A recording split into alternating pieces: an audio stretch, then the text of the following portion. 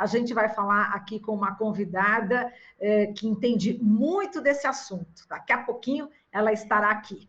Vamos aguardá-la e já já a gente volta. Diga lá, Nama, desculpa. Já está conosco a nossa próxima entrevistada. É isso aí, tudo bem, Miriam? Chegou aqui na minha tela, tudo bem, Miriam? Tudo bem. E com vocês também? Tudo certo, a gente está aqui com a Miriam Belchior, ex-ministra do Planejamento, Orçamento e Gestão e ex-presidenta da Caixa Econômica Federal. Miriam, já de cara, vamos falar aí desse programa Casa Verde e Amarela, né, que substitui o Minha Casa Minha Vida. O déficit habitacional no Brasil é de 8 milhões de moradias, né? E em entrevista à Rede Brasil Atual, que a gente leu a sua entrevista, você disse que esse novo programa será insuficiente para combater esse déficit, né? E que esse programa é fake. Eu quero saber por quê, né? Vamos compartilhar também essa informação aqui para os internautas, telespectadores e ouvintes. E, na sua opinião, com a crise econômica que o Brasil está atravessando, você acredita que o déficit habitacional deve aumentar, Miriam?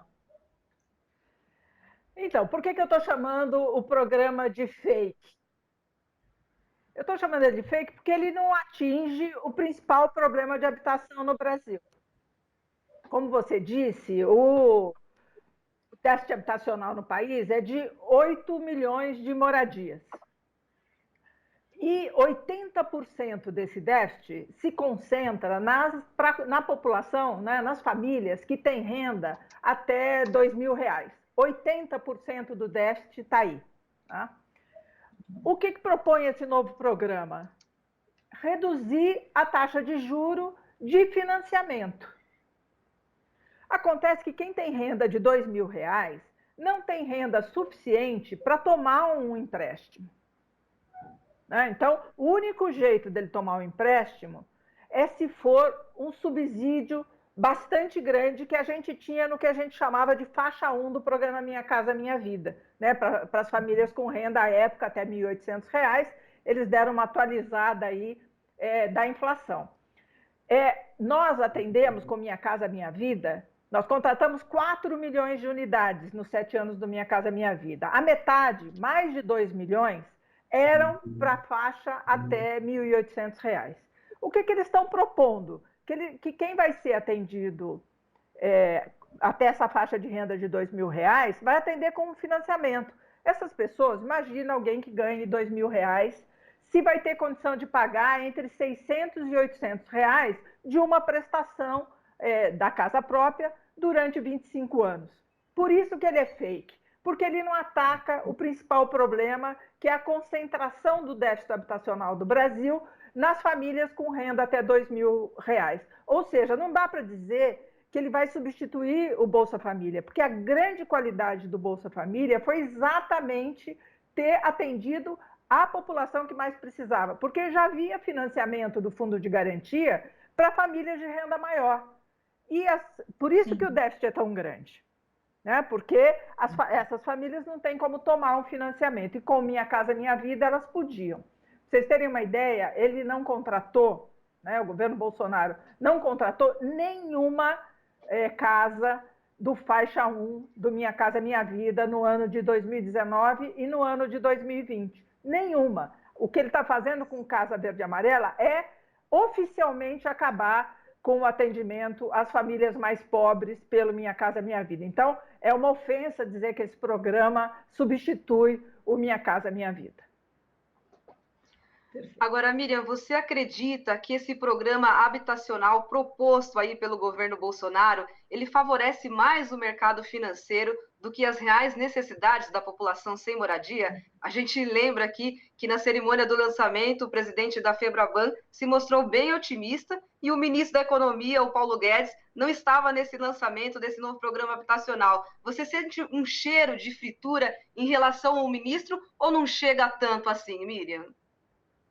Não, eu acho que, em primeiro lugar, é muito indicativo de que quem fala na cerimônia de um programa habitacional seja o presidente da Federação dos Bancos, e não o movimento popular de defesa da moradia, tanto urbano quanto rural, que no nosso governo teve grande participação no Minha Casa Minha Vida, ou mesmo a representação da construção civil, que é a principal responsável em produzir habitação no país, né? Não, o que eles põem lá é alguém do sistema financeiro, né? Acho que diz bem o que é esse governo. Eu acredito, meninas, que o governo Bolsonaro está numa encruzilhada, né? Ele se elegeu defendendo o ajuste fiscal rigoroso que já vinha, o teto de gastos, e prometeu ainda mais rigor com o Paulo Guedes. É esse o caminho que ele vinha trilhando. Ele está agora numa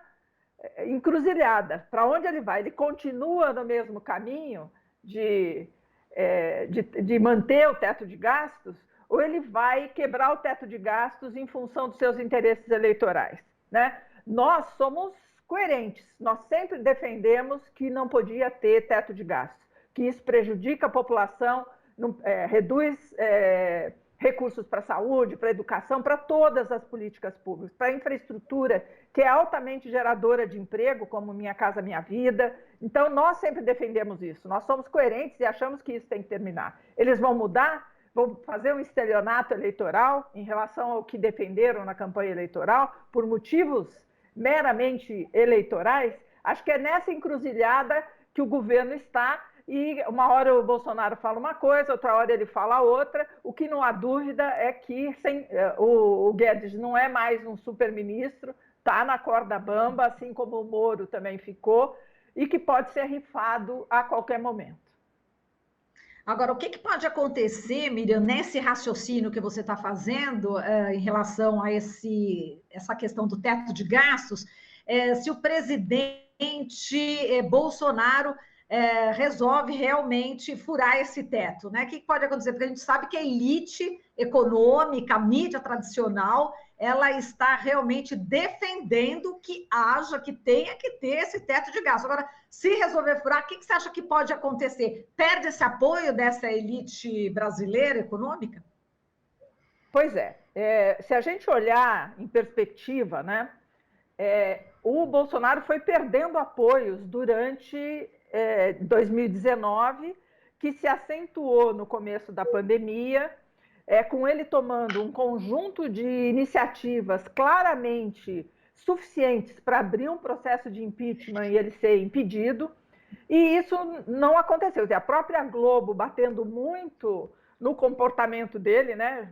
O Jornal Nacional dedicando um enorme tempo para fazer crítica ao comportamento dele pessoal e como gestor público na condução da pandemia, né? Mas a Globo sempre defendeu a política fiscal do Guedes, assim como todo o sistema financeiro. Então, no momento mais crítico do governo Bolsonaro, quando ele promovia manifestações contra a democracia brasileira, por exemplo, ele foi sustentado por essas pessoas, né? Especialmente pelo sistema financeiro. Como é que fica agora? Então, a minha avaliação é que ele só não foi aberto o processo de impeachment por ele pela sintonia do presidente da Câmara, o Rodrigo Maia, com o sistema financeiro brasileiro. Então, como é que a gente vai... o que pode acontecer com ele se ele perder esse apoio? Que é o que vocês estão me perguntando. Acho que o Paulo Guedes tentou responder essa pergunta, né? Quando disse que os conselheiros do presidente que o aconselham a furar o teto estão o conduzindo para o impeachment, né? Então, esse é um risco de fato. O Rodrigo Maia tem sido bastante enfático que não quer que mude o teto de gastos. Então, o que acontecerá? Né? Essa encruzilhada que o Bolsonaro está, vai ter que considerar também essa questão. Agora, Miriam, é sempre importante a gente falar sobre a intenção do governo Bolsonaro de privatizar os bancos públicos, né? E eu não quero aqui perder a oportunidade de perguntar para você explicar para os nossos telespectadores e ouvintes qual é o papel social que esses bancos cumprem para o desenvolvimento do país e também para garantir a cidadania, Miriam. Então, eu acho que, primeiro, né, é garantir crédito, especialmente em boas condições para a população, especialmente em momentos de crise, que o banco privado fica com medo da inadimplência e recolhe os alfs, né? Não quer não dá crédito tanto para as pessoas quanto para as empresas, e são os bancos públicos. Para ter uma ideia, eu vou aqui falar em grandes números. Em 2009, no auge da crise lá do Lehman Brothers, os bancos privados caíram 9% o crédito, né? Derrubaram, né, o volume de crédito em 9%. E os bancos públicos aumentaram em 22%. Isso mostra bem a diferença entre os bancos privados e bancos públicos. Além disso, os bancos públicos trabalham com questões como o desenvolvimento regional do país para as regiões com menor desenvolvimento. São os bancos públicos que têm o maior número de agências no país, né? Tem cidade que só tem agência de banco público, porque banco privado não vai lá. E também são os bancos públicos, especialmente a Caixa Econômica, que abre conta para a população de baixa renda, né? É um jeito de bancarizar, que é um elemento muito importante para a vida das pessoas. E no caso da Caixa, ela ainda é a principal responsável por operar importantes programas do governo federal, como o Bolsa Família, o Minha Casa Minha Vida, os convênios do PAC, né, que os estados e municípios fazem, do Programa de Aceleração do Crescimento, obras de infraestrutura, ou seja, ela tem um papel fundamental. E desde o golpe contra a presidenta Dilma, tanto o Temer quanto agora o Bolsonaro têm tomado iniciativas para privatizar a Caixa. Perfeito, Miriam, a gente agradece aqui. Desculpa, te interrompi. Desculpa. Não, conclua, Miriam. Agora a MP 996, que é um cheque em branco para o governo, sem aprovação do Congresso, para privatizar a Caixa em partes. É tudo que eles querem, mas nós vamos brigar muito para que isso não aconteça. Perfeito, Miriam. A gente agradece aqui a sua participação. Foi um prazer enorme falar com você. Muitíssimo obrigada, Miriam. Obrigada a vocês. Estou sempre à disposição. Um abraço.